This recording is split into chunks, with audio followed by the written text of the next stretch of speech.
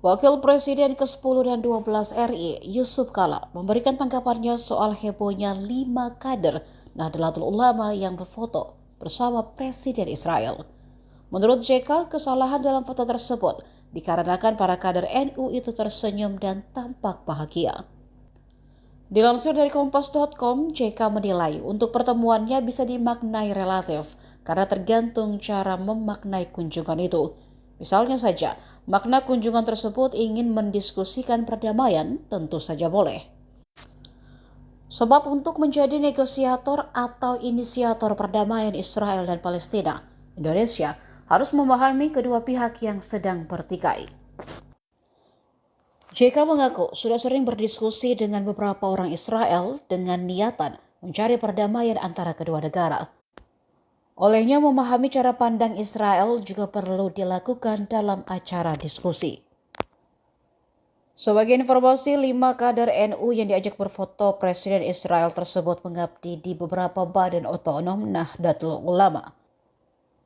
Zainul Ma'arif merupakan dosen di Universitas Nahdlatul Ulama Indonesia yang juga wakil ketua lembaga Batsul Masail PWNU Jakarta. Lalu Munawir Aziz sebagai Sekretaris Umum Persatuan Pencaksilat yang juga Sekum Pagar Nusa.